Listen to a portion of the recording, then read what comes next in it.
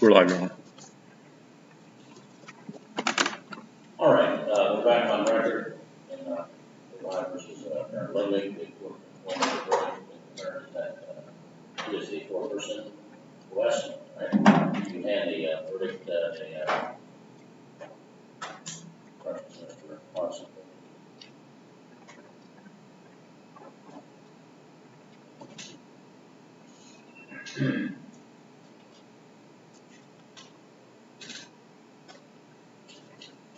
which was being shown.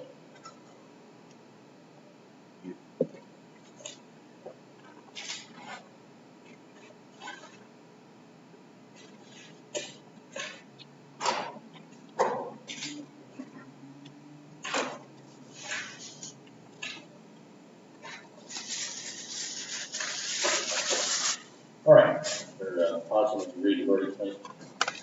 The Court of Common Pleas, Hyde County, Ohio, State of Ohio versus Aaron D. Ludwig, case number 21 CR 24. Verdict, count 1, rape, revised code 290702A1B. We, the jury, having been duly impaneled and sworn, find the defendant, Aaron D. Ludwig, guilty of rape, a first-degree felony, as he stands charged in count 1 of the indictment. We further find that N.L. was less than 10 years of age at the time of the commission of this offense. In the Court of Common Pleas, Hyde County, Ohio, State of Ohio versus Aaron D. Ludwig. Case number 21 CR 24. Verdict, count 2, rape. Revised code 290702A1B. We, the jury, having been duly impaneled and sworn, find the defendant, Aaron D. Ludwig, guilty of rape, a first-degree felony, as he stands charged in the count 2 of the indictment.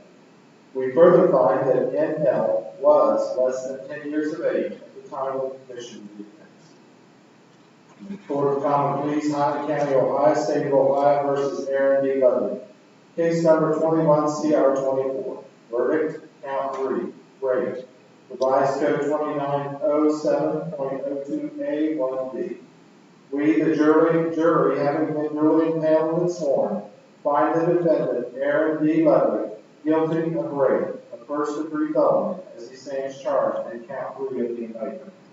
We further find that N.L. was less than 10 years of age at the time of the commission of the offense. In the Court of Common Pleas, Hyde County, Ohio, State of Ohio versus Aaron D. Ludwig.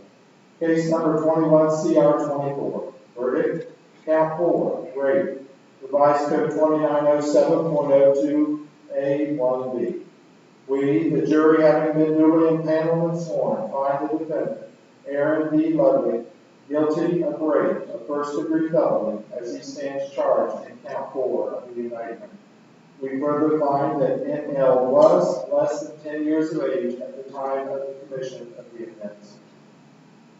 In the Court of Common Pleas, Hyde County, Ohio, State of Ohio versus Aaron D. Ludwig. Case number 21 CR 24. Verdict, count 5, rape. Revised code 2907.02A2. We, the jury, having been duly impaneled and sworn, find the defendant, Aaron D. Ludwig, guilty of rape, a first-degree felony, as he stands charged in count 5 of the indictment. All right, thank you, Mr. Watson. All right, ladies and gentlemen, the jury, you've heard the reading of the verdicts and the additional findings in counts 1 through 4. This is verdict of each and every one of you as to each count. All 12 are nodding their head. They're reflecting the jury be polled. Thank you. All right, the court then accepts the verdicts of guilty to all 5 counts. Additional finding in counts 1 through 4 and be filed in case and entry made back. And then the court enters findings of guilty then as all 5 counts. All right, ladies and gentlemen, the jury, I want to thank you again for your service. As we said yesterday, the system of justice that we have in this country depends upon the citizens' participation. And so it's important that people like you do respond to the summons and come in and do this. It's not easy. It's difficult to listen to some of these cases, and this was a lot of difficult testimony, and so I appreciate your participation and honoring your civic obligation. You will be excused for service for the rest of this quarter and not be subject to recall for another year after that. So, again, we thank you for that.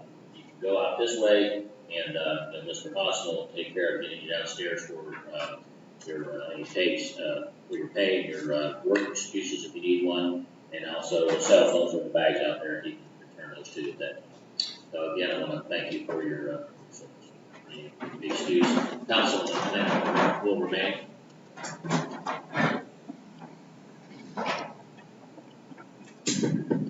I'll be right back. I got to have a office.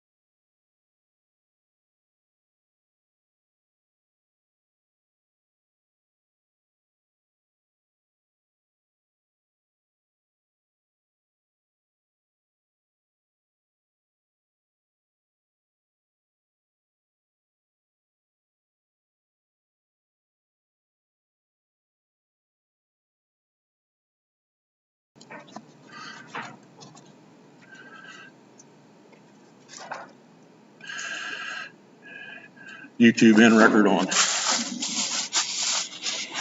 All right.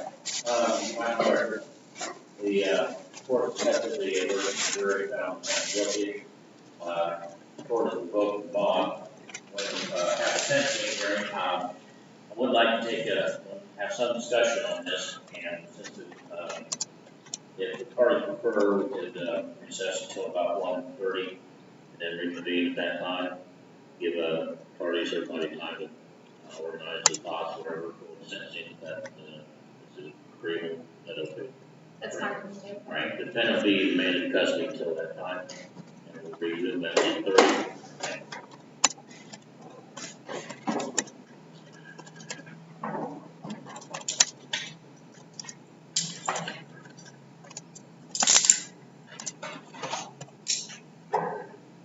Please rise.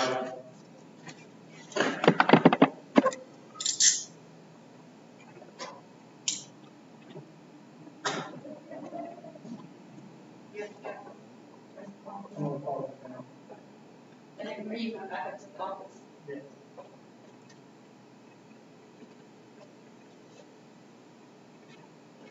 And I did have a quick question.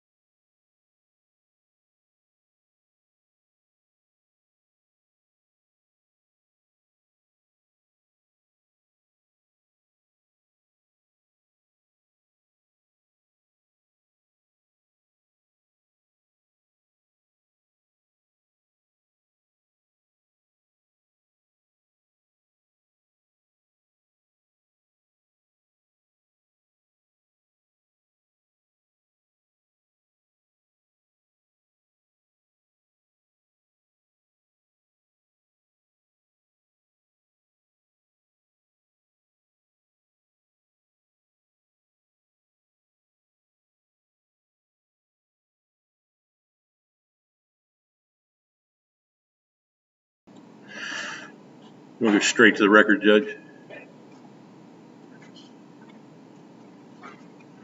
Okay, there.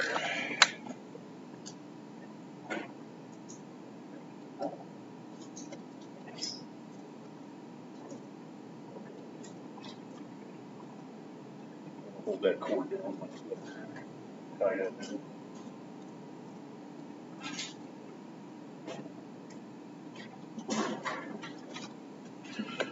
On the record, Your Honor.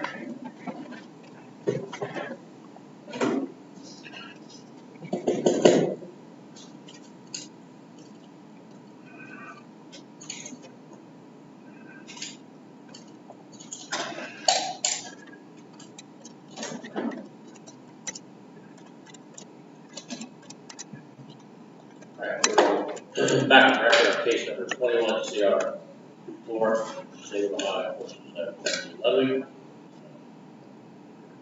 Is all present, and is also present in custody of the sheriff. The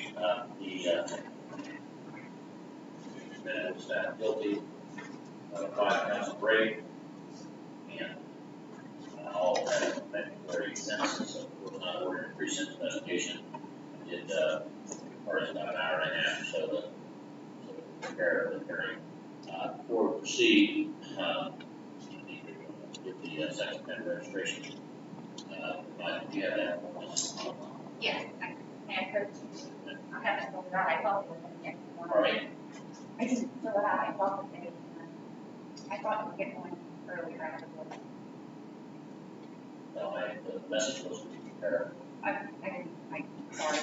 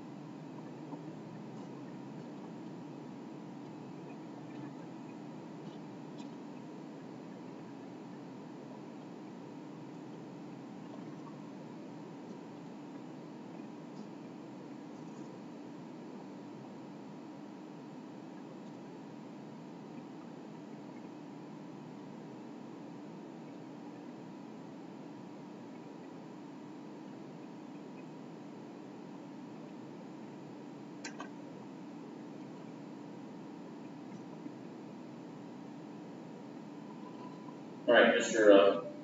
Ludwig, because you have been convicted of 4 counts of rape under 29.7.02A1B and rape under 29.7.02A2, you are hereby designated as a Tier 3 sex offender child victim registry. What that means is that upon your release from prison, you are to register in person with the sheriff of the county in which you are established resident. You establish residency for 3 days coming into that county, or temporary stay there for more than 3 days. It's permanent residence, and then the house is owned by you at 725 Church Street, Highland, that would be Highland County, where you would be reported to. Now, you're required to also register in any, with the sheriff of any county in which you might establish a place of education legally upon going into that county.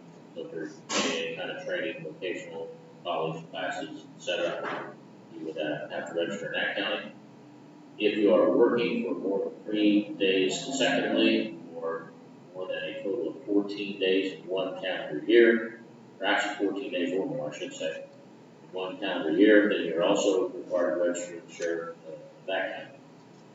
Now, in the event that you are, you live in another state, or work in another state, or go to a place of education in another state, then you're also required to register with the sheriff or other public official that has the responsibility under the law of that state to maintain sex offender registration requirements. You're also required to notify the sheriff any time you're going to be away from your residence for a period of 7 days or more, and give them the name or the address and length of stay and other information regarding the location you will be at during that absence. Now, you'll be required to verify your registration information every 90 days for the rest of your life. You must do that no earlier than 10 days before the verification date. So you have a window of 80 to 90 days in which to do that. If you change your residence address, then you must provide written notice of that with the sheriff with whom you're most recently registered, and to the sheriff of the county in which you intend to reside at least 20 days prior to that change. Now, with employment, and that also applies to education. For employment, since you don't have to register if you don't spend more than 3 days consecutively or 14 days a year, you only have to do it if you were there for more than 3 days. If you have at any time a situation where you don't have a fixed address, then you're to provide a detailed description of the places you intend to be staying, and no later than the first business day after that, you have mentioned the dates you have obtained a fixed address and must register that with the sheriff fixed address. You're also required to provide written notice within 3 days to the sheriff or sheriffs where you're registered, counties which you're registered, any change in your vehicle information, email addresses, internet identifiers, or telephone numbers that register to used by you.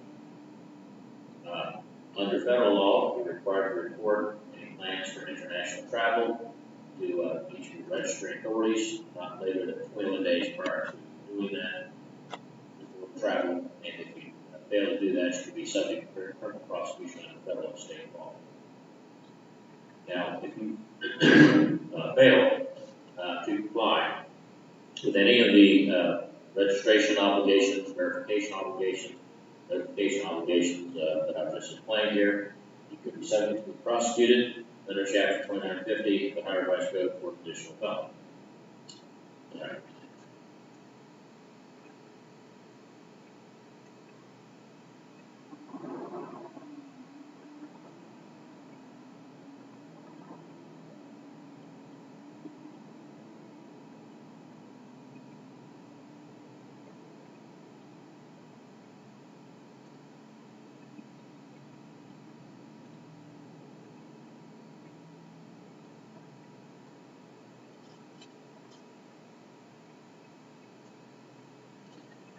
All right, there is a place here for you to sign that acknowledges you have these requirements explained to you, and the bail will give that to you, and then make 3 copies of that counsel for prosecute.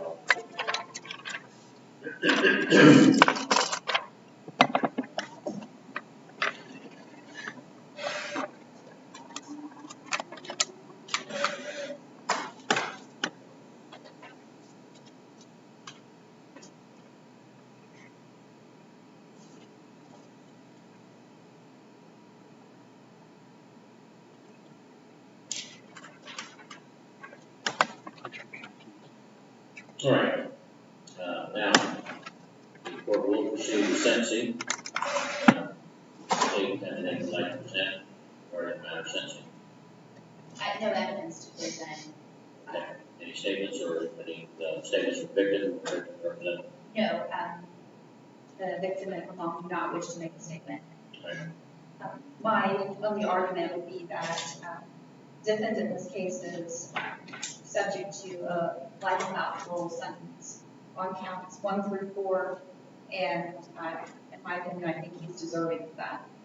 And in fact, if the victims were under 10, or the victim was under 10 during the majority of this, I think if there's anybody that's been deserving of that, it's him. I would say that he doesn't have a prior criminal history, and is the biological father of Naomi and Max, and those are the only two good things I have to say about this man. He looked at his family as possessions. He was the man of the house. He demanded perfection. He demanded respect. He gave none of that back. He instead gave abuse, mental, emotional, and then also sexual. And the depraved things that he put Naomi through is just, it's unspeakable. Now, you've heard the testimony, you reviewed the evidence, you sat here for 2 days of trial, so I'm not going to rehash the whole thing. Suffice it to say, it's disgusting. I'll tell you that I got to know both Marnie and Naomi during preparation of this case. I talked to Naomi about what happened to her on a number of occasions. The change in her since the first time I met her and had to go through what happened to her to now is just really amazing. Her therapy and counseling is working for her. She is such an amazing young lady who now has her whole future ahead of her. I know that she has a lifetime of healing, but she's going to do that, and she's going to do something amazing with her life. And she's going to be able to do that despite what this man did. Your Honor, I would just ask the court to sentence the defendant appropriately for his actions. Thank you. My understanding of law, 1972, 1971, is that the option is 25 to life or life without parole. It's 15 to life or life without parole. Okay, which section is that? So under 2907.2 is where it says life. And then I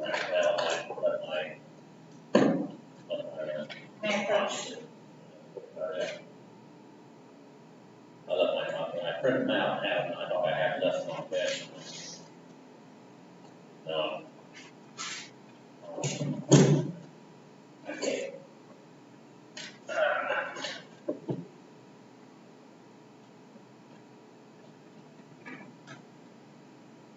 Oh yeah, okay, yeah. 29 is, make sure I get that in the record.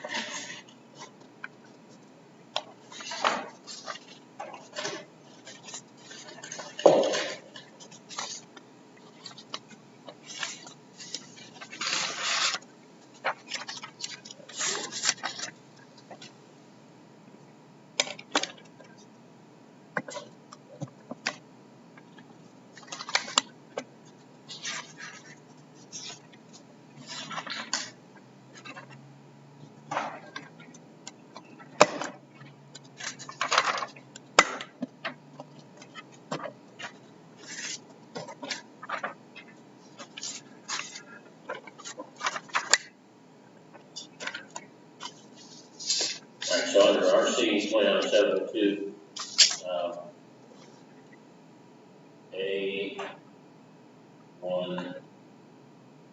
B,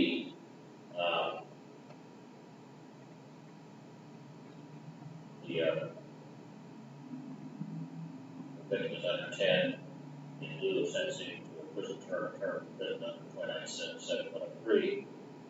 That is a law provided the court may impose the sentence of life without parole. And then under 2971.03, E1, the court does not impose a sentence of life without parole under 2907.02B, then the court can impose a sentence of an indefinite prison term of one of the following: 15 to life, or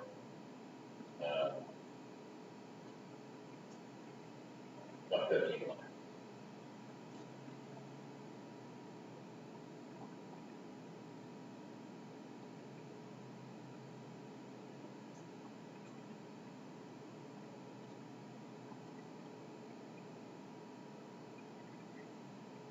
C. That's under A, B1A, and C. B1C.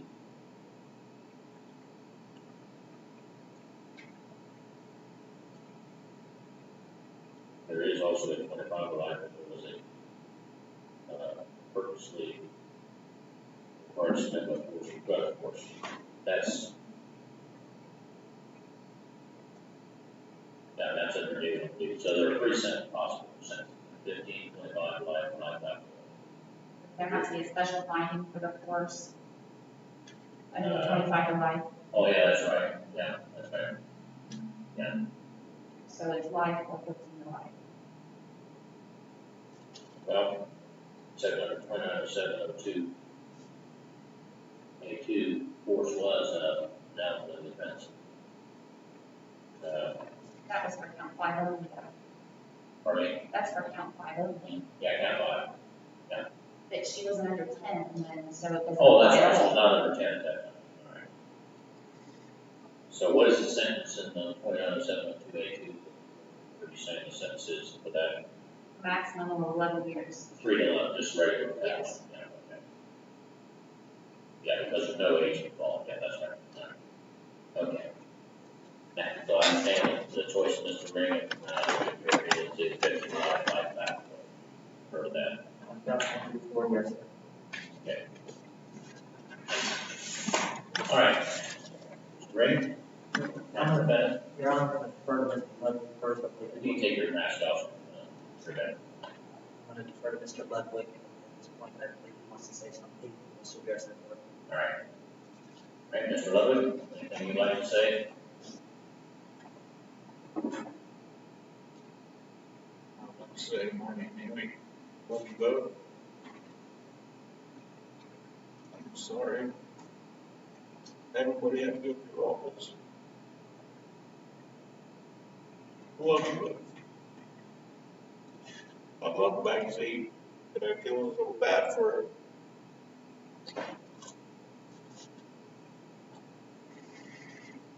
That's all.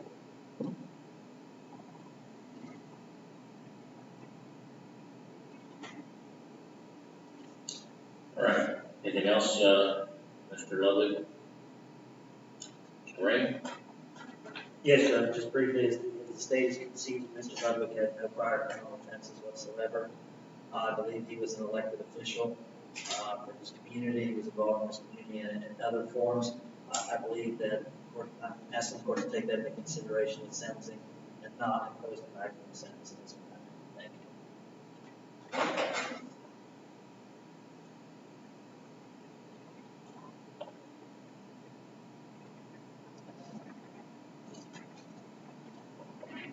Well, under the sentencing law, the court has to review a number of factors.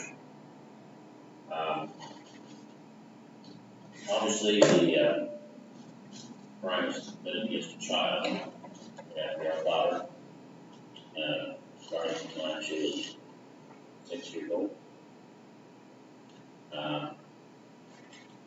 And you were able to exploit the fact that you were her father. She was in the home. Commit that offense. So your relationship with her facilitated that. Because her mother was working nights with a parent at home with her and her sister. The court will also find that the injury is significant. It's serious physical, psychological, and economic harm. Not economic at this point, but certainly psychological harm has been suffered. And his daughter's in treatment. I'm glad that she's doing that. I think she and her mother have taken the appropriate steps to try to help her deal with this for the rest of her life. And unfortunately, it's something that's not going to ever go away as a result of the jury selection. There were several people who often mentioned that a couple of them said they were going to discuss it, and I didn't force it to. And even when somebody is successful in life, that's still always going to be part of who she is. And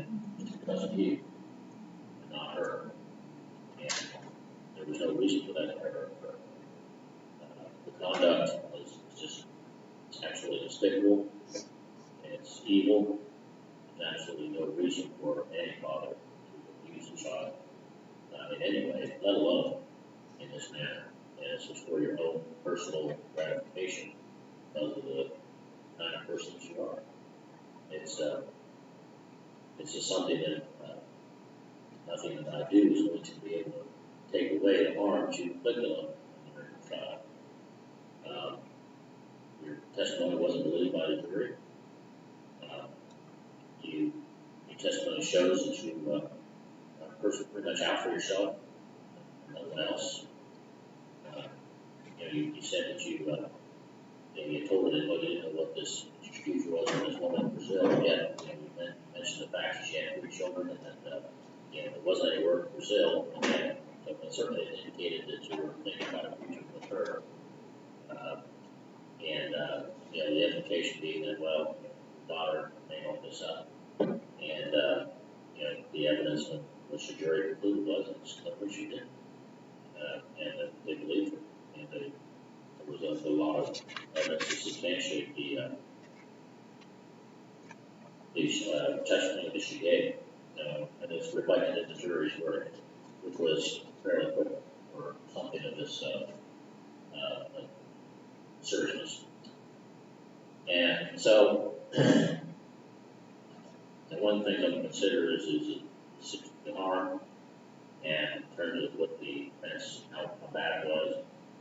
And, in this case, this is the worst form of rape that the law does. Your own child, under 10. And then also after she was over, forced rape on count 5. So it's the judgment of the court that you be and are hereby sentenced on count 1, 2, 3, 4, section 7.02 B of the Itemized Code to a term of life imprisonment without the eligibility. And it is a report that those things are secondly, that doesn't make a whole lot of sense. This is calculation of eligibility, commutation, or something of that nature of the governor. I think it's important to note that each crime deserves a punishment. You're also sentenced on count 5 to a term of 11 years. Again, this is the fourth rape after years and years and years of abuse of your child, raping was under 10, and so this is the max penalty. Well, that's where we serve secondly sentence. The council and the judge on the credit sheet there. Sure. Just a day or so.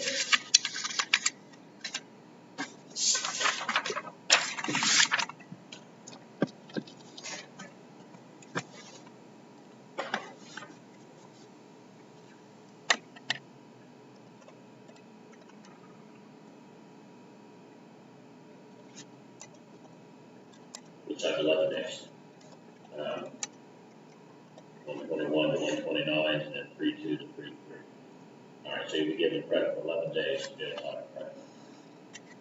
Now, as to count 5, should you ever get released from prison, you will be required to be under post-release control supervision for a period of 5 years by the adult parole authority under the terms that they set. And if during that period of time they determine that you have failed to comply with any of those conditions, they can return you to prison to make you serve an additional period of about 9 months, 1 violation of a maximum of half of the prison term for all violations. But if your violation is a felony, then in addition, whatever sentence the judge in due case can impose upon you, that judge could also sentence you in this case to an additional term of 1 year, whatever comes up, on the 3 years of post-release control term, or 5 years of post-release control term greater. After that has to be served secondly to the sentence case. I'm going to ask counsel, I don't recall if there's any, I'm trying to remember about the case law on it. If somebody has a parole, is there also post-release control? That only applies on the first. It would only apply to the first 5, which is like without parole. Right. First 4 would apply because it's like that parole, so Right. there's not supposed to be any kind of a post-release control supervision. So just trying to make sure. Tell you what I'm going to say it just in case they think it, because our court of appeals sometimes gets a little strange about that. If it was determined that you would be released on counts 1 through 4, then it would also be likely that you would be under 5 years. I think then the 5 years of post-release control would also apply. It's already there for count 5 anyway. Same requirements. And you're also going to pay the court costs, which are under the grant execution order, and if you fail to do that, the clerk will collect that through various means, including letting of bank accounts, wages, earnings, or other assets of that bank which you may have. Now, Mr. Ludwig, you are entitled to appeal these convictions and your sentence. You must file that appeal within 30 days of your sentencing entry being filed, which is likely to be today or tomorrow. You're entitled to have all of the papers from the case and file, transcripts of the proceedings, and all of the other documents that constitute the file. If you're also entitled to have an attorney to prosecute that appeal for you. If you do not have the funds to pay for the transcripts and the copies of the file and so forth, or to pay for an attorney, then the court will appoint one for you to be paid for by the state at no cost to you. So if you do decide you wish to do that, you need to do that within 30 days. Mr. Ring, what I have always requested, counsel, again, I mean, this is just a request, it's not mandatory, it's just to discuss that with the client. And if he decides he wishes to appeal and you're not going to handle the appeal, you go ahead and file a notice of appeal, protect the record, and then as soon as we get that report, then if he needs to request counsel, just indicate in your with your notice of request for appointment counsel on the basis of his lack of ability to pay for that, and then we would I would go ahead and appoint him. I did hear the testimony about living at home, so I don't know if there's any maximum sentence, or if there's any mortgage on that or anything of that nature. So if you would get that information and provide a statement in there, so we may need to go to that board meeting and have a hearing for him to answer questions about that. I don't know if I said it specifically or not, but count 5 is when it's actually the counsel 4, and the court find that these that count was as the others were committed as part of one or more courses of conduct or separate acts, and that one single sentence or the offenses do not adequately reflect the seriousness of the offense or the harm caused, and the sentence is not disproportionate to the seriousness of the crime, trying to reflect by what the sentence is by law, and therefore that requires that necessity for the justification for the imposition of consecutive sentences. All right, is there anything further, counsel? Just to be super cautious, rate and totes doesn't apply to count 5. Oh, yes, it does. That's right. Thank you. As to count 5, and again, this seems like an exercise in futility in our court of appeals, that we have to do it on every single thing, no matter even if it's futile. Because obviously, if you serve the rest of your life in prison, then it doesn't apply. But in case something should happen that you would be released from prison on counts 1 through 4. Upon completion of the 11-year sentence in count 5, under the Arraignment Codes law, the Department of Corrections could decide to keep you in custody for up to 5.5 years more, 50% or half of the 11 years. They would make that decision.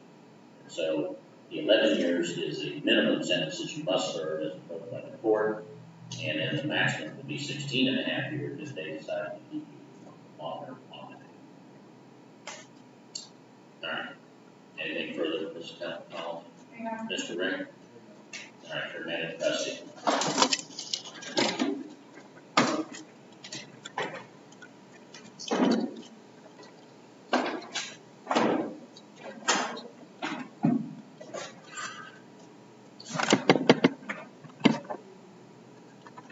Yeah. Just call.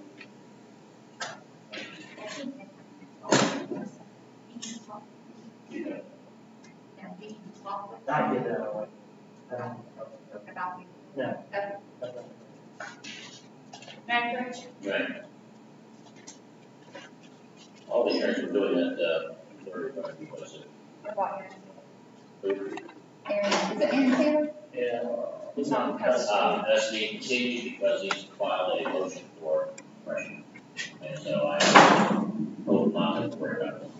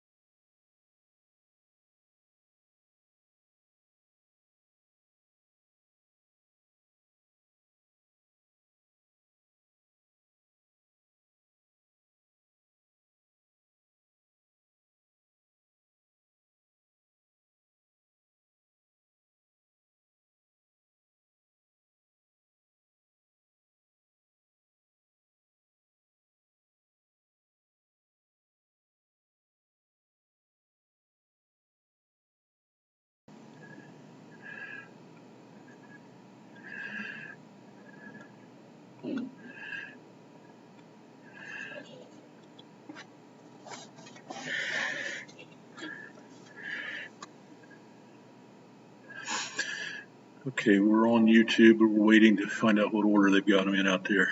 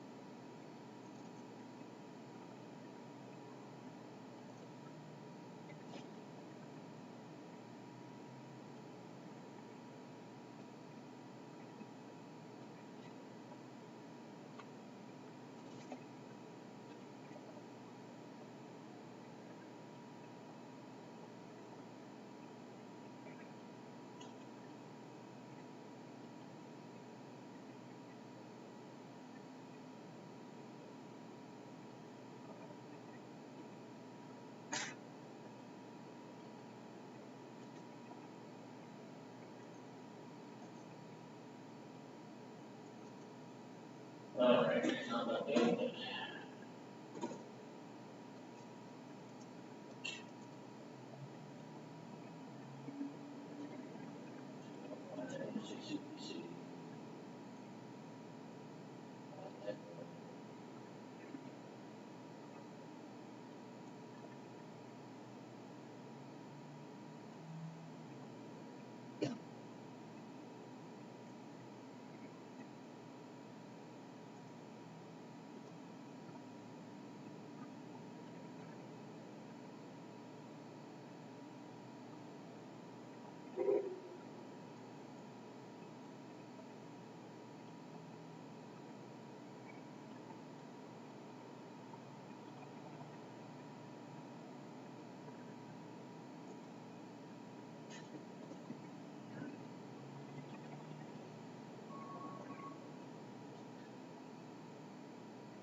Oh, okay, that's what's the problem.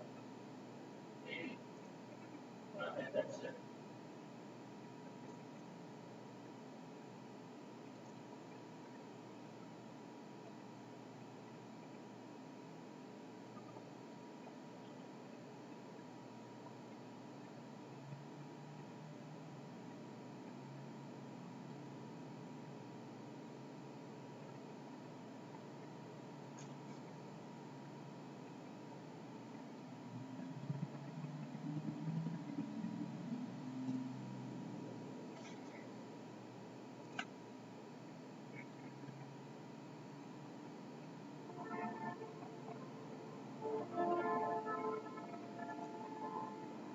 All right, now we got it.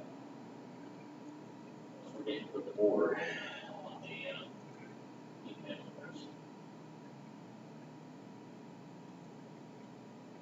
And we use your paper. Yeah. See, for some reason now, sign.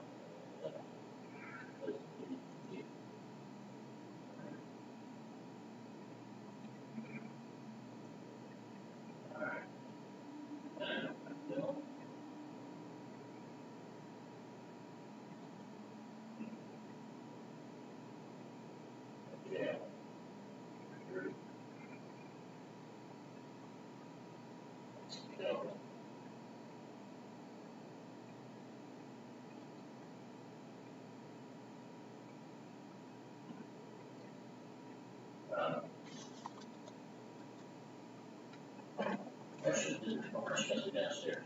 We call out the jail company to sign things.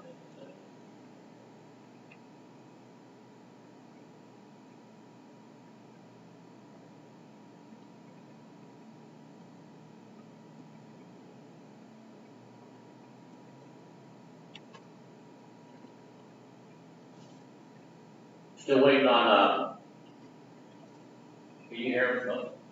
Can you hear me?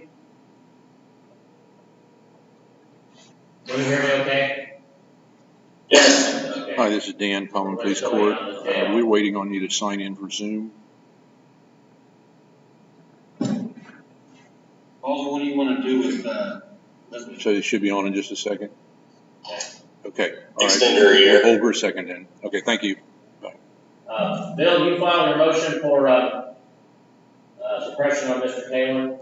Yes, sir. Okay. Fine, earlier today. Okay, I haven't seen it, that's right. You'll have to look, Judge, I believe in brevity. Okay?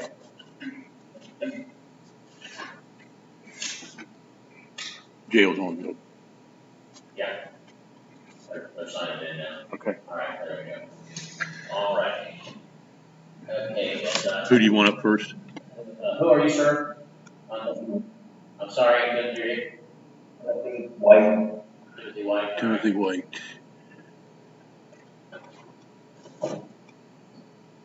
He has two cases. Yeah. We're Zooming or YouTubing and now on the record.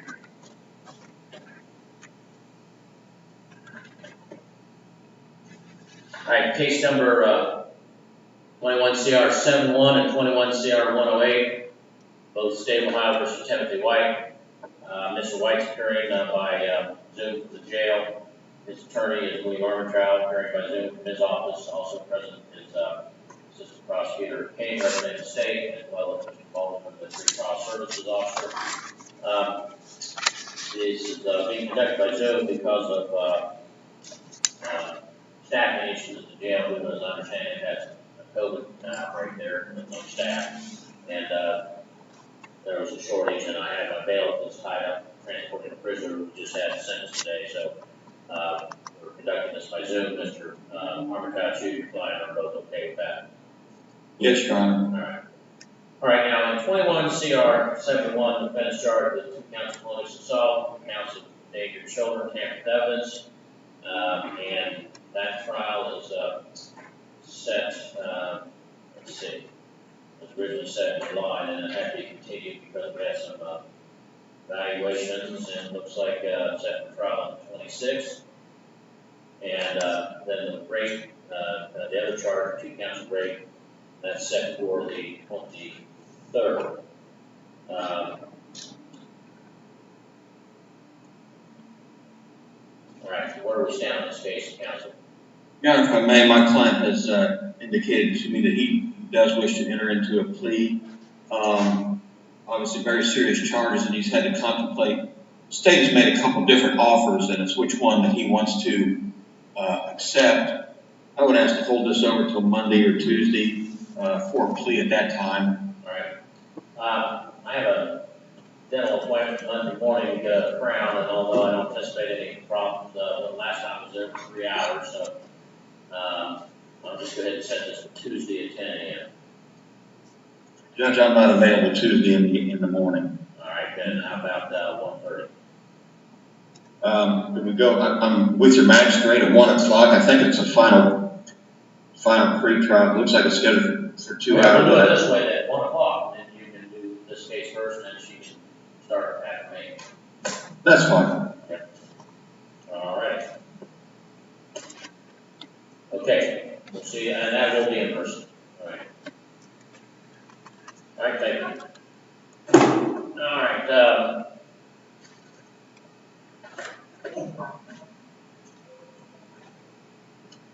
Cara Beckmann? Yes, Your Honor.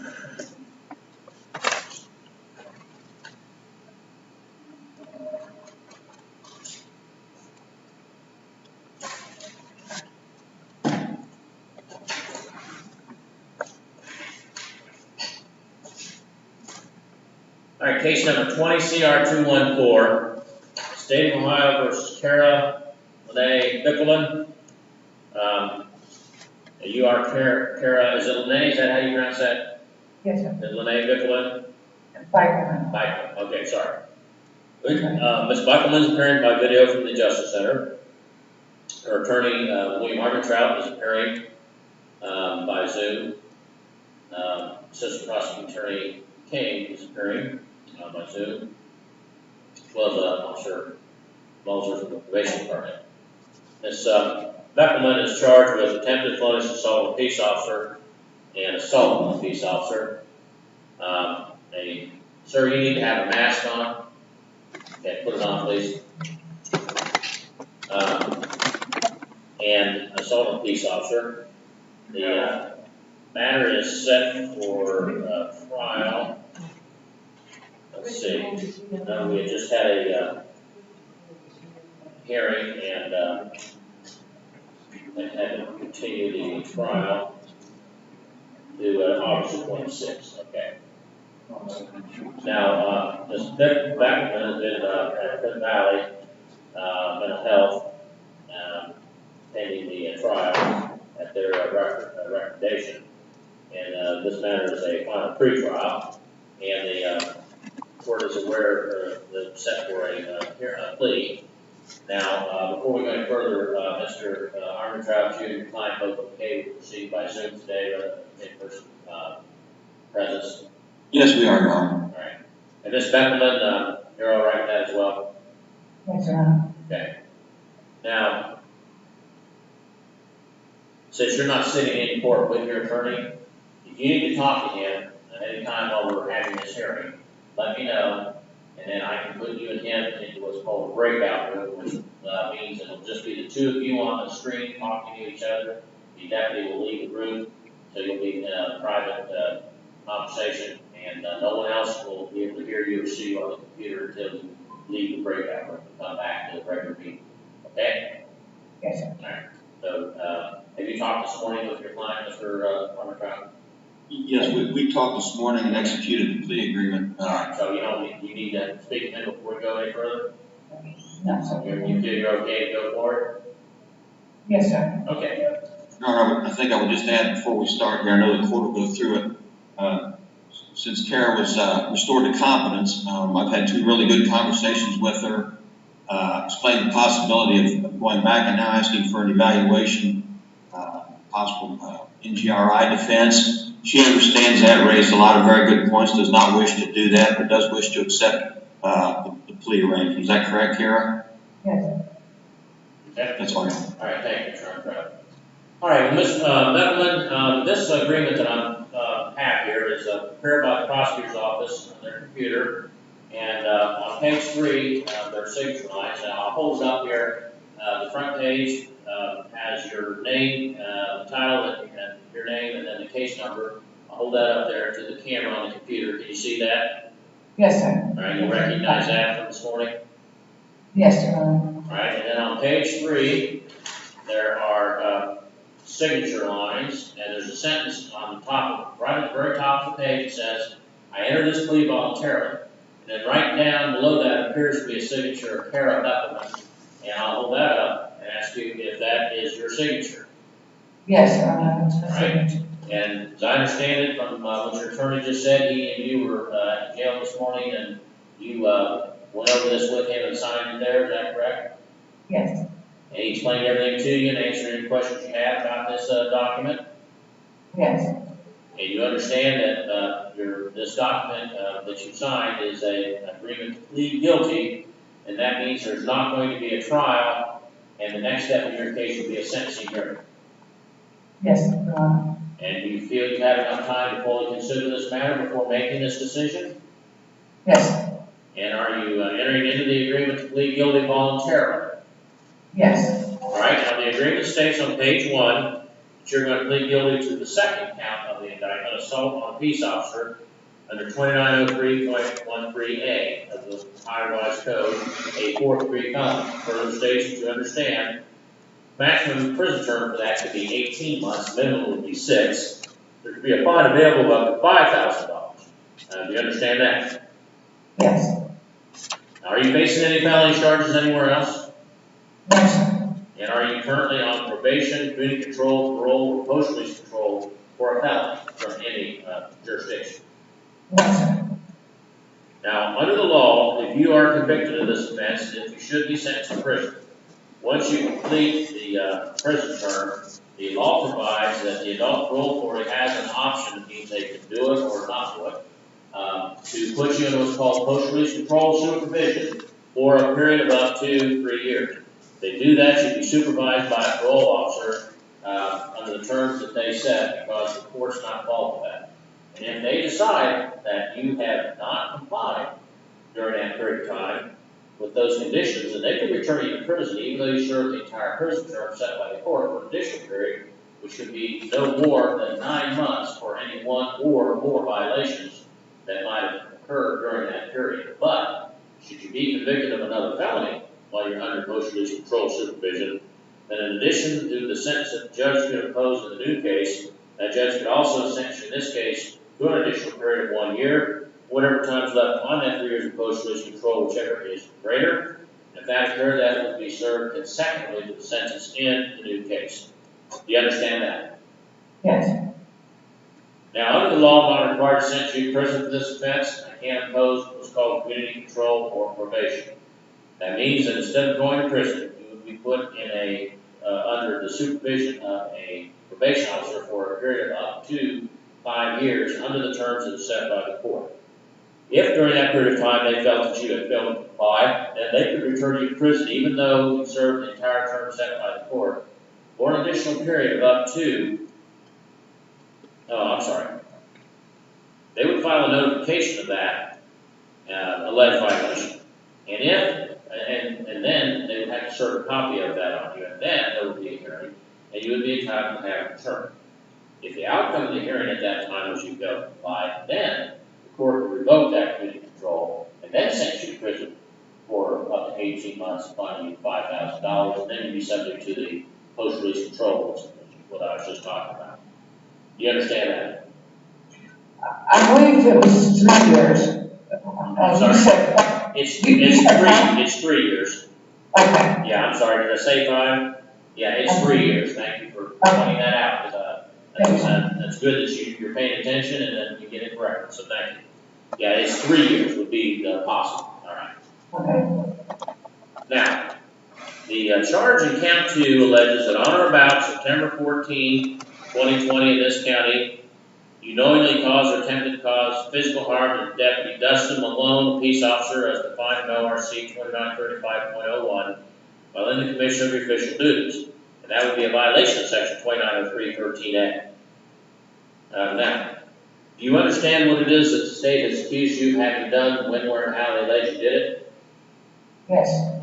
Have you discussed the nature of that charge, the evidence in the case, possible legal issues in the case, possible offenses you tried to raise in trial, and the possible outcomes of a trial with your attorney?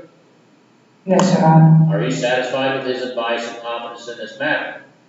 Yes, Your Honor. Now, are you under the influence of any types of drugs or alcohol at this time?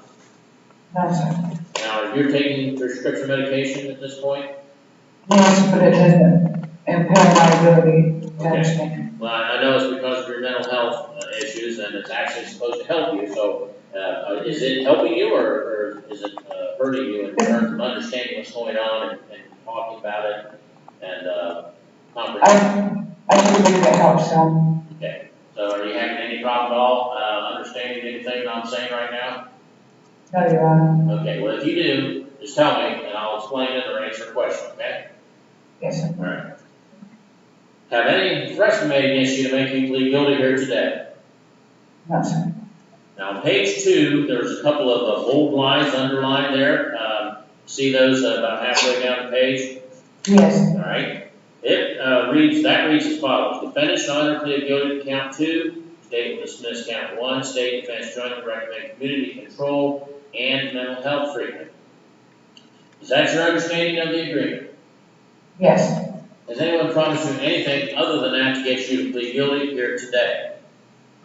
No, sir. Under the law, Ms.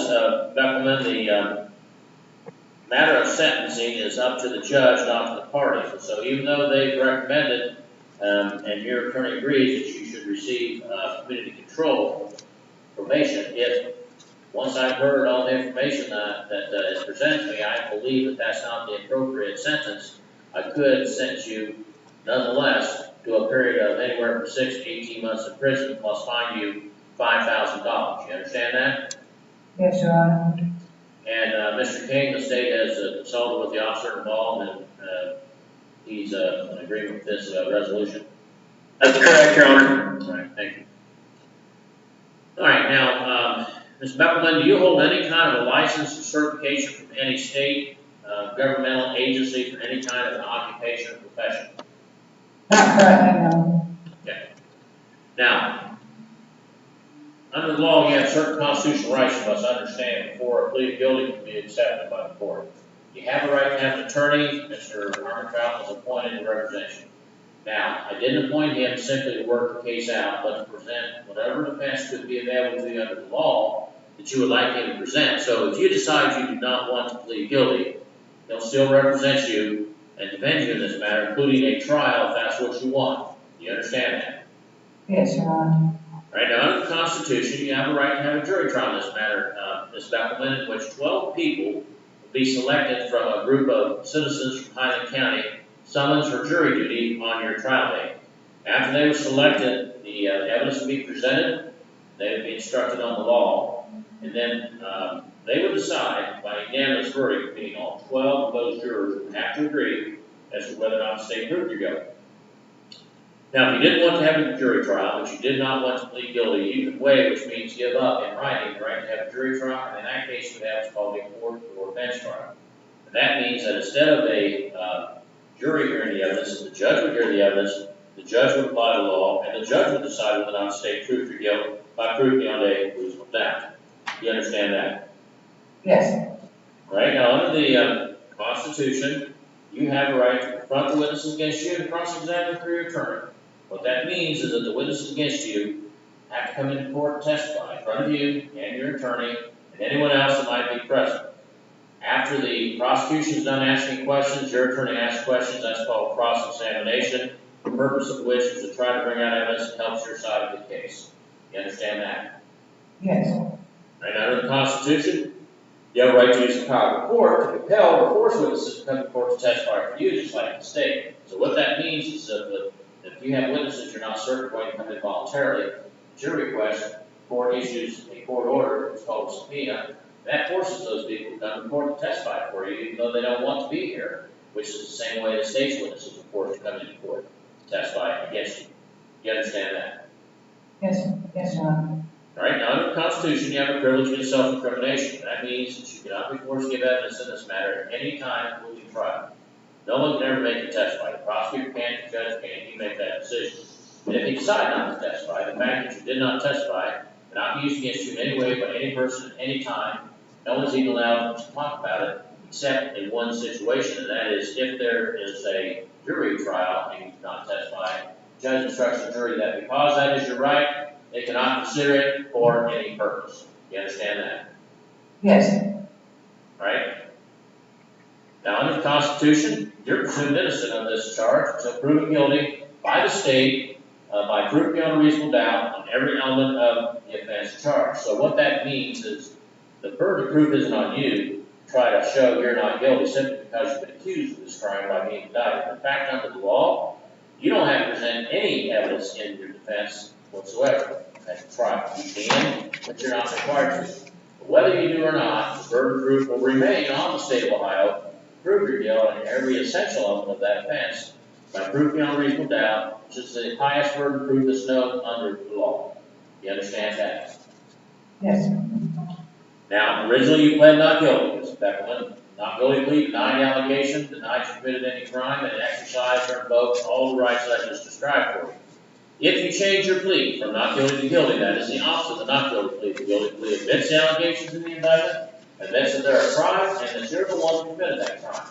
And that plea gives up all the rights I have just described for you, except your right to have an attorney.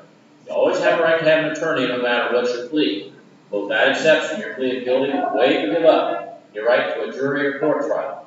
It would waive to give up your right to confront witnesses against you and to cross-examine through your attorney.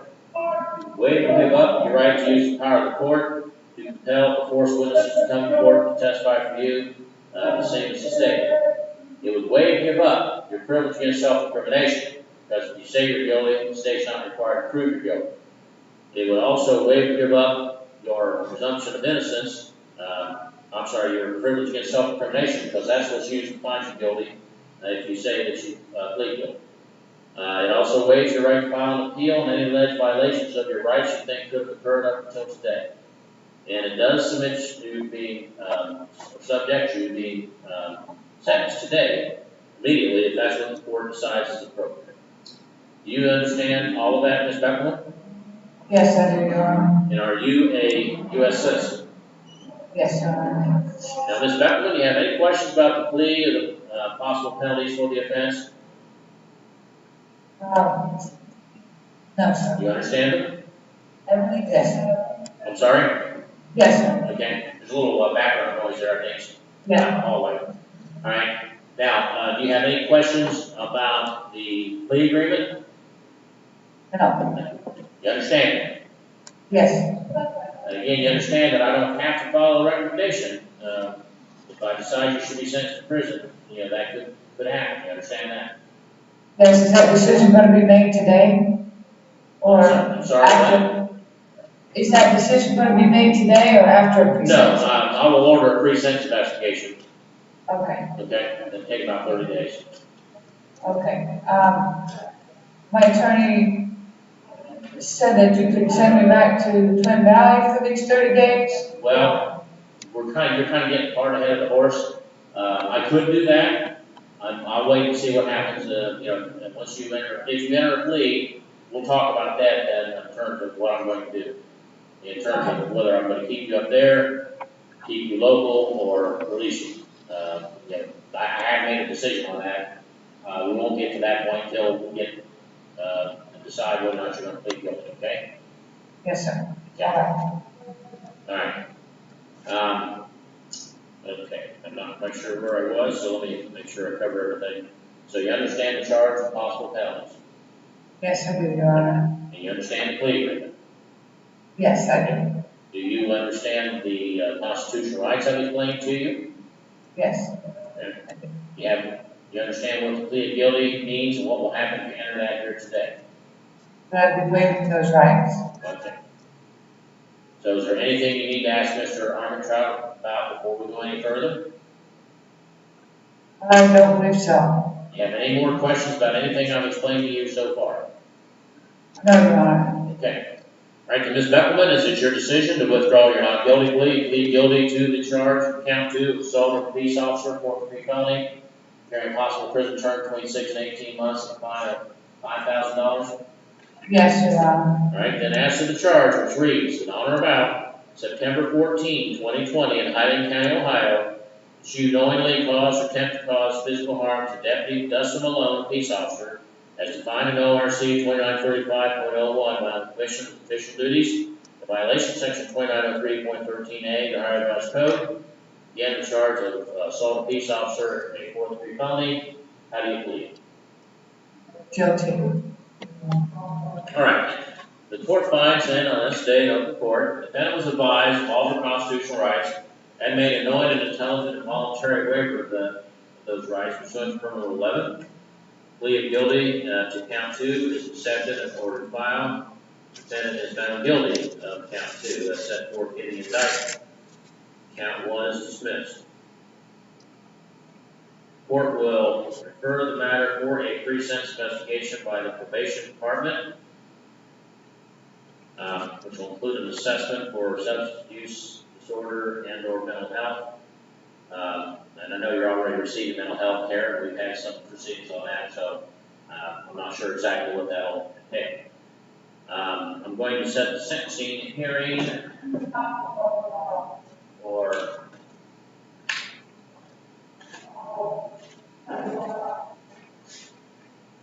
September 22nd. That's a Thursday, Mr. Armentrout. As far as you know, will you be available? You say the 22nd or 23rd, Your Honor? 22nd. 22nd's a Wednesday, I think. Yeah. Oh, is it? 22. Okay. Well, that's the day we have a booking for whatever reason. Yeah. Oh, I know, it's because the trial date's the 23rd, yeah, so it's the 22nd, all right? At 9 a.m. Judge, I'm actually filling in for Judge McKenna in the morning. All right, how about 1 p.m.? It's usually slow, maybe we could do it like 11. All right, 11 a.m. Well, Judge, now that I said that, I see something in juvenile court at 11 o'clock, permanent custody. We do it at 10, Wednesdays don't take very long. I can do it any morning, anytime that morning, whatever you're comfortable with. I wouldn't want you to have to leave, 10:30, Judge, would be good. 10:30. All right. Third time's a charm.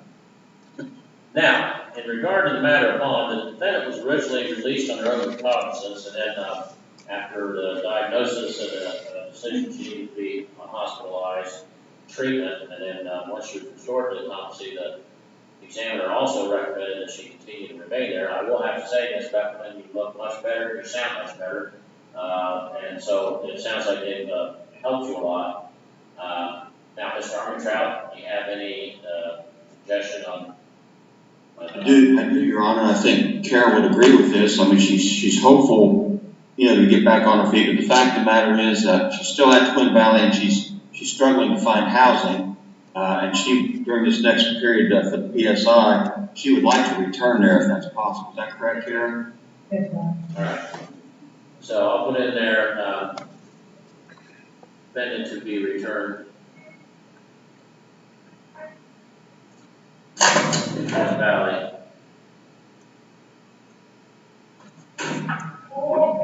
until sentencing. Okay. As far as I know, they'll take it back. I believe they will. So they didn't recommend until the case is concluded. And as you know, this is not the conclusion of the case. It's still pending until the sentencing, so shouldn't be any problem.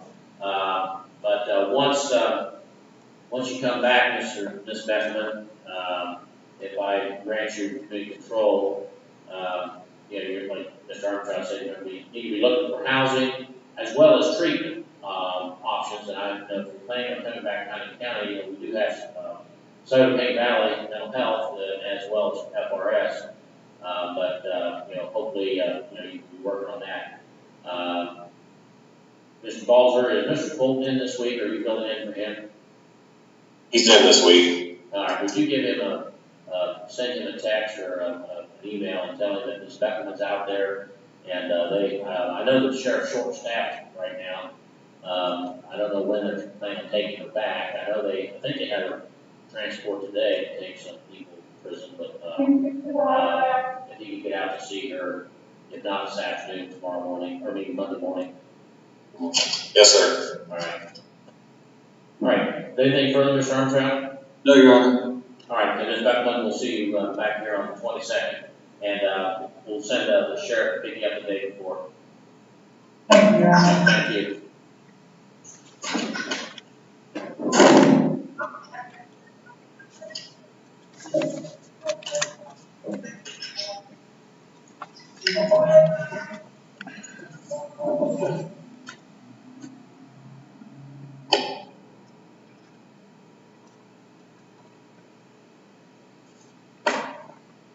All right, you are Whitley Ford? Yes, sir. Okay.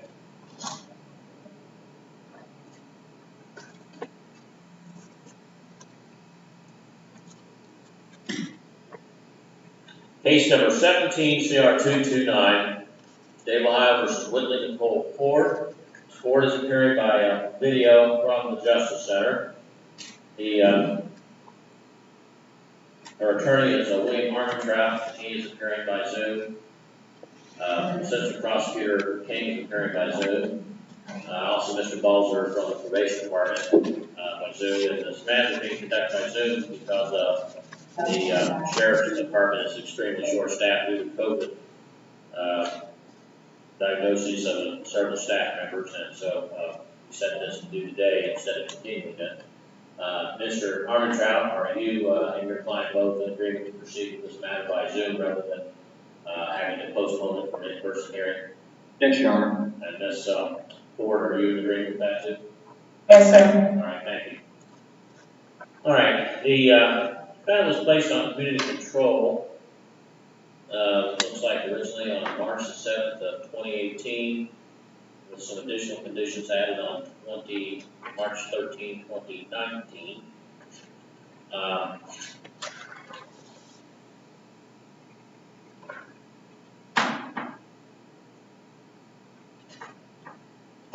Let's see, I don't recall what the charges were.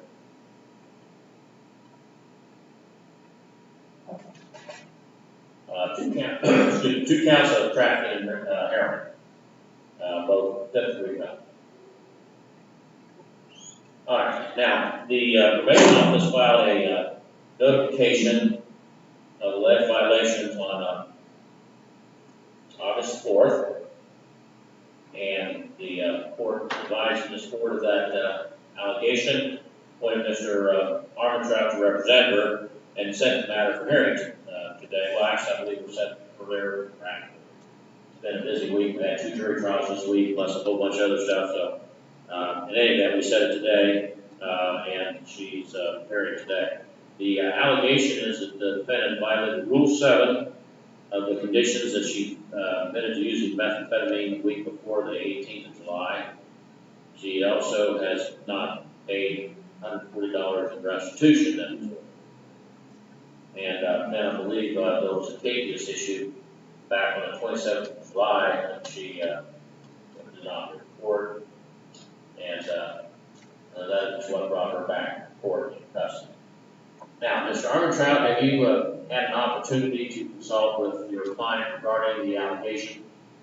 I have, Your Honor. I spoke this morning. She's prepared to admit that the Rule 7 violation that she, I don't believe it was by text, she did make an admission herself that she had used meth the previous week. With respect to Rule 18, and maybe Mr. Baldwin can address this, she indicates that suspension has been violated in that matter. Okay. That's correct. It had been paid? Yes. All right, so you're going to withdraw the charge on the second condition, got the number of it, 18 maybe, is that 20? No, not me, I forgot the number. Whatever it is, you're withdrawing it? Yes, Your Honor. Okay. All right, and Ms. Ford, you have a right to have a hearing on this matter in which the state is required to prove that you have failed to comply with the condition alleged. You have the right to have your attorney cross-examine the witnesses that the state presents, and the state has to present that evidence to prove that you failed to do so. You have a right to present testimony on your own behalf. You have a right to present other witnesses to testify for you on your own behalf, just like the state. You don't have to testify. If you don't testify, it won't be used against you in any way. If you are found to have failed to comply with these conditions, whether you admit it or whether we have a hearing and that's the finding of the court, I can do one of 3 things. I can continue community control under the same conditions previously ordered. I can continue it with additional conditions that I think are appropriate, including extending your term of community control from originally 3 years up to 5 years. Or the third and the most serious is I could terminate you both from community control, termination from prison, or from probation, and sentence you to 12 months in each count consecutively for a total of 24 months. You understand that? Yes, sir. Right? Now, has anyone threatened you in any way or promised you anything to get you to admit to the violation here this afternoon? No, sir. All right, and you have any questions about the allegation or the possible consequences if you admit to that? No, sir. Okay. I forgot to say at the beginning of this, and I apologize. If you want to talk to Mr. Armentrout about anything, before you go any further, I can put you and him into a breakout room where the 2 of you will talk on the screen, and won't be anyone else will be able to hear or see you, won't record you, and we'll ask the deputy to step out of the room while you're doing that. Do you need to talk to him about anything? No, sir. Okay. All right, do you have any questions about anything I'm explaining that to you? No, no, sir.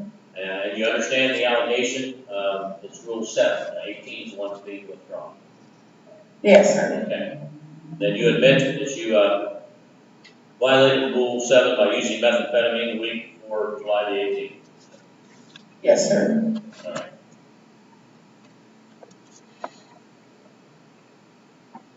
All right, anything from probation or the state regarding the disposition of this Ford's case?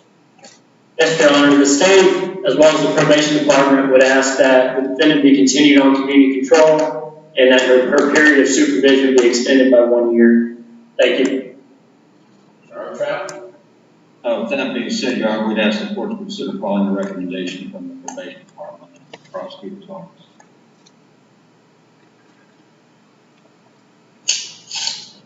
Do you have anything you'd like to say in this board? That, I'm not perfect, and, I feel like I made a 360 since I've gotten out of prison.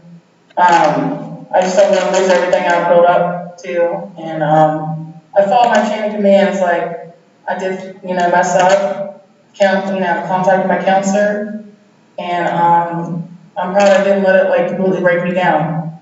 So, that's it. Now, before you were arrested, I think you were arrested on the 3rd or 4th of August. Had you been in counseling between the time that you were at probation and admitted to using? I actually graduated, another chance. I did all my stuff I was supposed to get done. You were at another chance? Mm-hmm. Okay. Yeah. When did you graduate from there? I graduated my IOP, my AOD, and my recovery maintenance. Now, were you at the Greenfield office, or were you going to the residential facilities down in Chillicothe? No, I was an outpatient.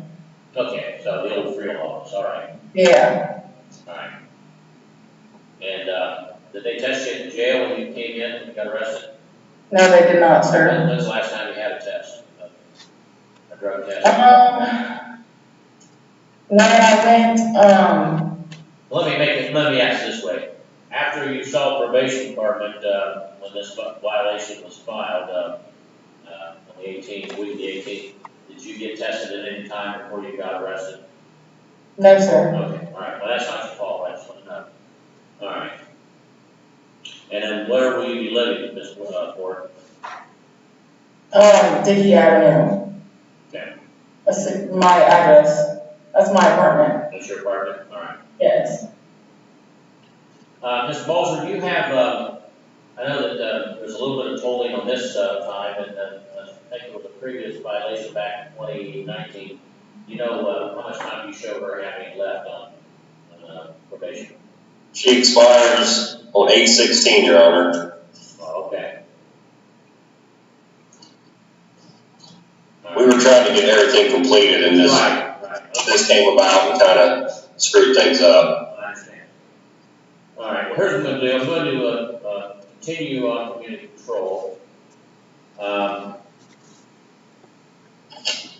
And I'm going to continue, I'm going to extend your period for 1 year, so I'll extend it to 8/16/22. Now, and also I want you to comply with your treatment plan. And since you've relapsed, it's obvious you need to go back, so Mr. Balser or whoever's going to be your officer is going to probably talk to you about getting back to them, and potentially they might just think you need to go for residential treatment. I don't know. I think that you need, if you hadn't had so much time invested in already, I'd probably push you in drug court. Drug court's going to take a minimum of 18 months, maybe 2 years, and you don't have that much time left. And you've got your financial obligation paid off, and you still have to pay court costs. Had you paid the court costs and the restitution and not tested positive, you got off that money. That's not worked out for you. So I'm going to re-release. You're not being held for any other reason, right? No, sir. All right, then you can be released from custody immediately. And Then you report to the probation department Monday. Monday? And then they'll talk with you about assessing what your needs are, because, you know, the addiction's hard, and relapse, and I understand that, you know, you're not the only one that's not perfect, none of us are. But, you know, when you're suffering from addiction, you just have a much bigger burden to bear than the rest of us. And so it's hard, and you're gonna have to get back in treatment, I'm sure, because if you relapse, that means you need some more treatment. And I don't know if they're gonna recommend, whatever they recommend is one of your conditions you have to follow. So if you get assessed and they think you should go into residential treatment for a follow-up period, then that's what you need to do. If they think you can handle this just on you know, more intense treatment in outpatient, then you know that's what you'll do. But you know, remember, under the conditions of community control, the probation department can have you assessed, and I'm ordering them to do that.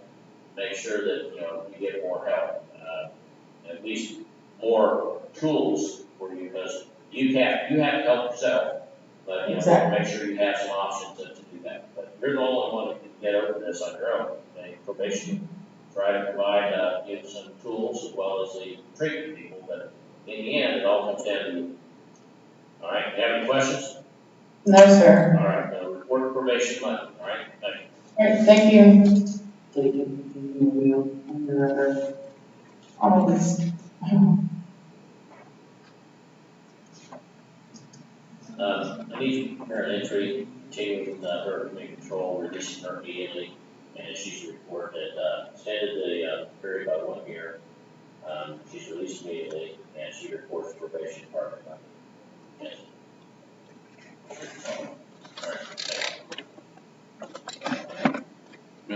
All right, I think the rest of these are Arraignments.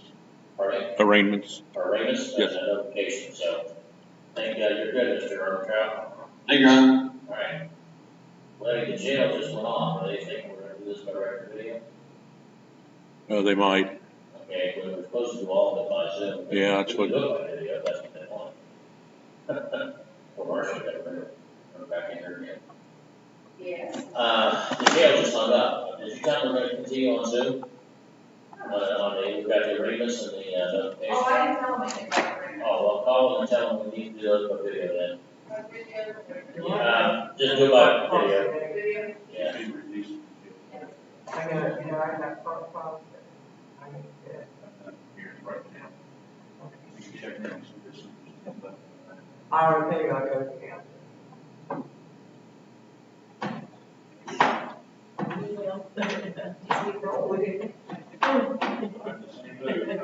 I'm with you. That bench creaks like my knees do. Yeah, he should have both knees fixed. His son wants me to make him do it, and I said, well, I can't make a. Court order. Water can't make him drink, that's what she said. So I can go get her now? Yes. Yeah, you go out and pick her up. It'll take a few minutes. Hopefully be processed out by the time you get there. Okay, Yeah. thank you. We'll have an entry sent out there in just a few minutes.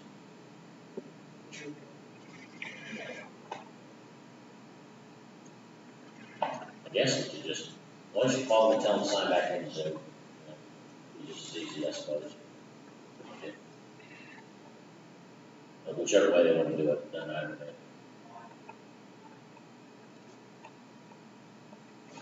I guess Marcia didn't understand that.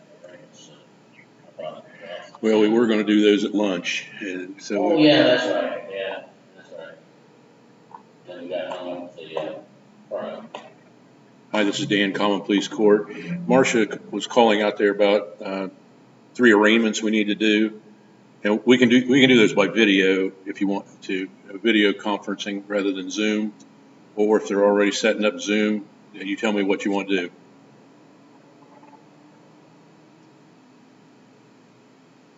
Okay. All right, thanks.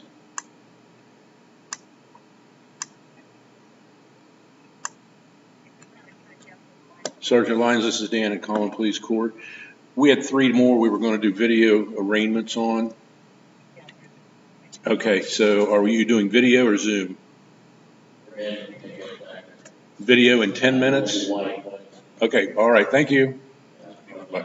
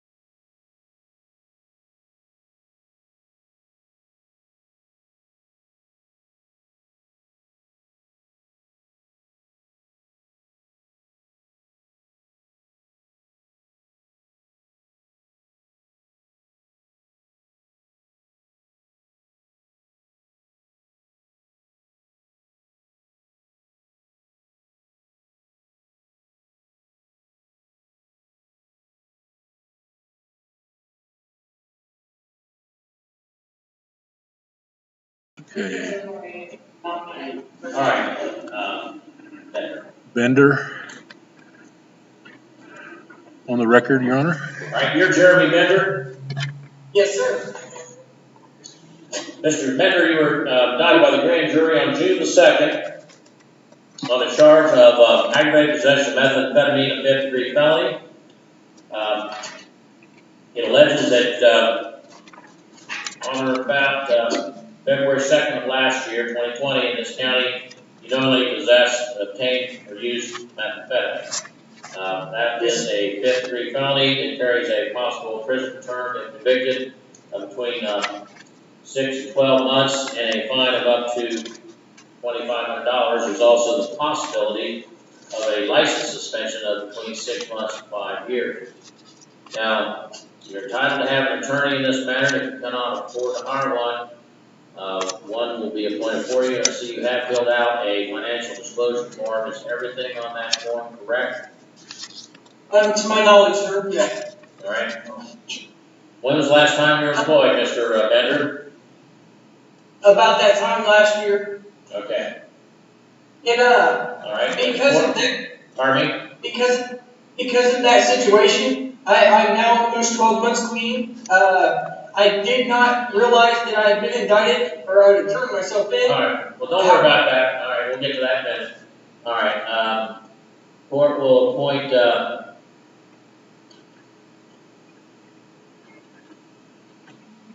Attorney Dennis Kirk to represent you. And in the absence of counsel, I'll enter a not guilty plea on your behalf. Yes, sir.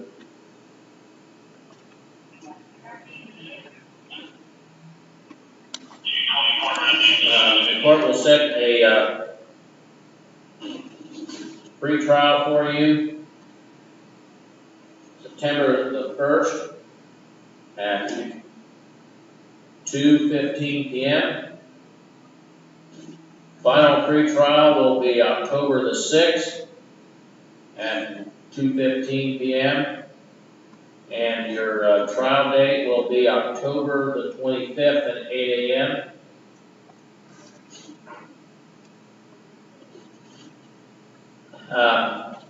You say you live at 403 Washington Street. Who else lives there? I live there with my younger brother. All right. And his 2 grandchildren. Is that where you would be living if you're released? Yes, sir. All right. Well, since it's a 5th-degree felony, I'm going to release you on your own recognizance only, which is your promise to appear. And if you fail to appear, you could be prosecuted for an additional felony. And if convicted, sentenced on that regardless of what happens in this case. You'll also be required to pay a deposit of $171 in 30 days. You'll need to make payment arrangements with the clerk. You'll be under pretrial supervision of the probation department at 117 East Main Street. Normally, I have people report there as soon as they're going to get out, but they're getting pretty close to closing, so you're going to have to report there by 4 p.m. Monday, and that's at 117 East Main Street. You know where that is, right? Hillsborough or Greenfield? Hillsborough. Yeah. Do you know where that office is here in Hillsborough? Okay, I thought you did. All right.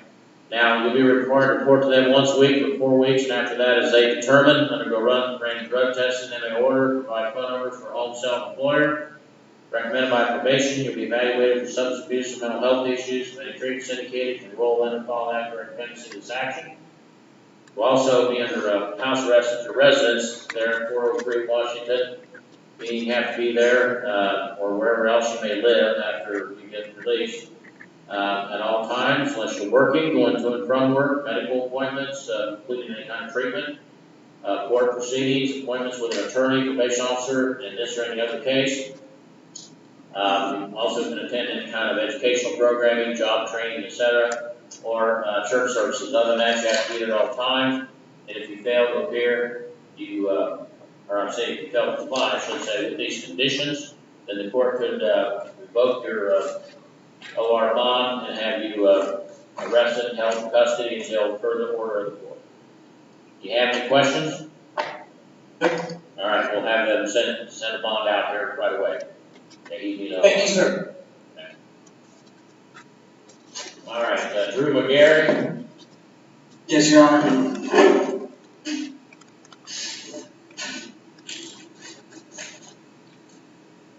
All right, oh, we have another case on him,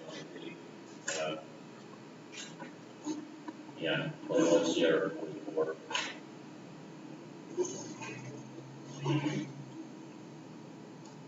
All right, this is case number 21 CR 106, State of Ohio versus Drew Stephen McGarry Jr. He is on the file. It's 21 CR 44. It's and check that. We'll get it up here quickly. All right. McGarry, you were indicted by the grand jury on the June 1st session for failure to appear, alleging that on or about May 19th of this year, you failed to appear in this court in case number 21 CR 44. After you've been released pursuant to ORC 2937.29, and the release was in connection with commission of felony. So that's a violation of 2937.99 and 4-3 felony. 4-3 felonies carry a possible prison term of between 6 and 18 months and a fine of $15,000. I'm sorry, $5,000.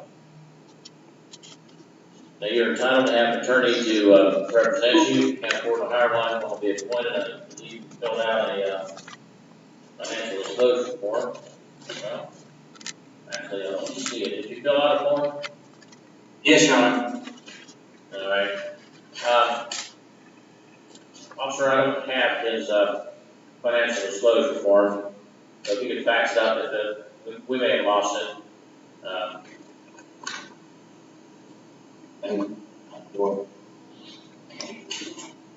Okay, so if you could get that fax up to us, appreciate it. You're not employed, are you? No, Your Honor, not at the time. All right. Who was your attorney in the other case?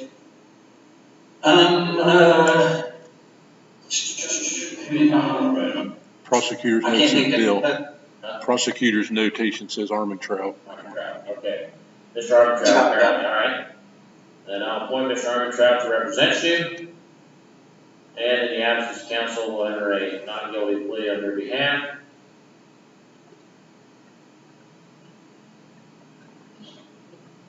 Set a bond review hearing for you for Tuesday, August the 17th at 10:45 a.m.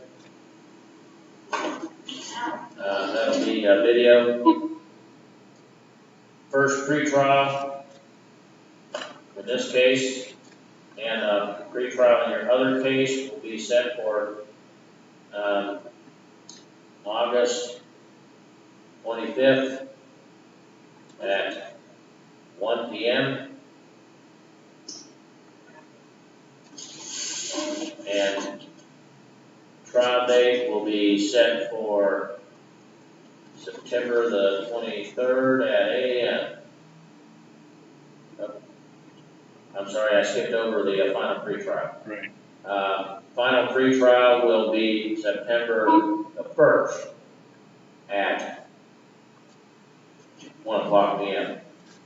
And then your trial will be 8 o'clock. And then in case number, okay, and then I'm going to set bond for failure to appear in the amount of $10,000 plus your own recognizance, which is your promise to appear.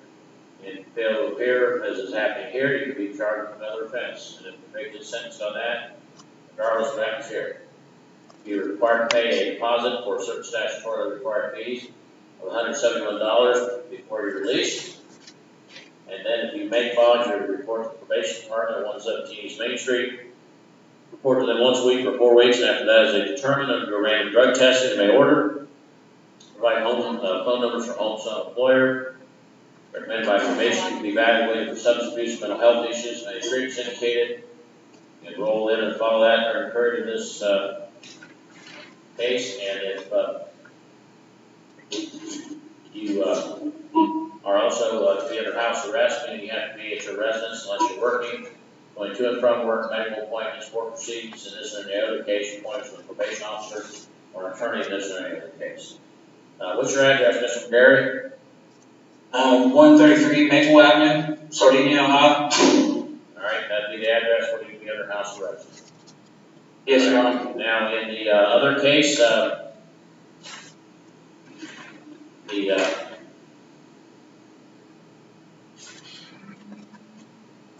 bond will be set at $5,000 plus your OR. Same range, same conditions as in agreement entry in 21 CR 106. And a pre-trial will be September 1st. September 21 and trial date, September 1 I should say, and trial date September 23. 1 o'clock. Pre-trials on the 1st and the 20th. I'm sorry, on, I got that backwards. August 25th is your first pre-trial. September 1st is your final pre-trial, and trial date is September 23. All right. And we'll notify your attorney that you are back and where you'll be, and he'll be talking with you. We'll have a hearing Wednesday or Tuesday morning on reviewing your bond. You have any questions, Mr. Gary? No, thank you, Your Honor. All right, thank you.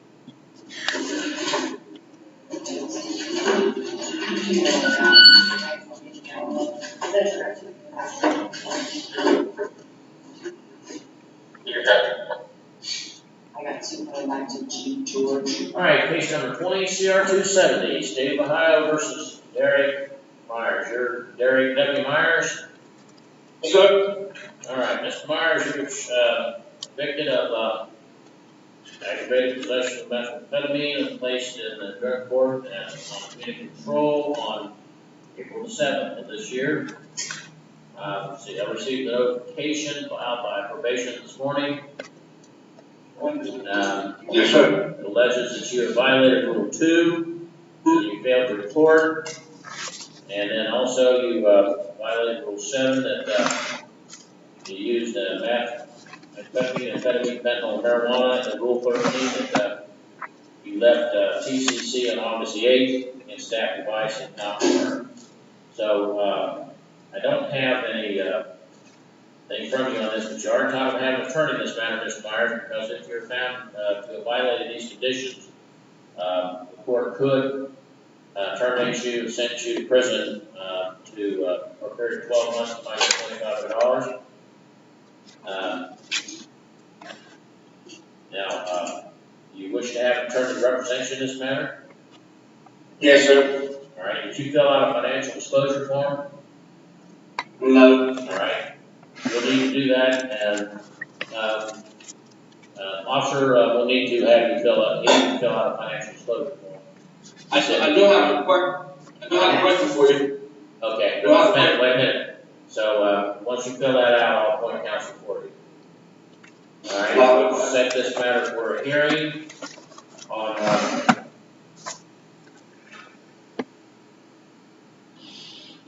August 19th, next Thursday at 1 p.m.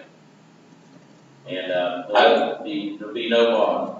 Now, you have a question? Yes, sir. Now, if I can go back to Minnesota to the place that y'all consider something like that, can I go? Well, that's something, the first step is we'll have to have a hearing to decide whether or not you're in violation. And then, once that's decided, there'll be a decision as to what your next step's going to be, whether you're, going to continue the drug court, or I'm going to send you to prison. If you don't go to prison, then that's a possibility. But, we're not there yet. We'll have to get to that point. And your attorney is like Mr. Armstrong. So we'll notify him that you're in custody, and I know he'll be out there next week. So we can see you then. Bye. All right. Thank you. We'll take that attorney for him.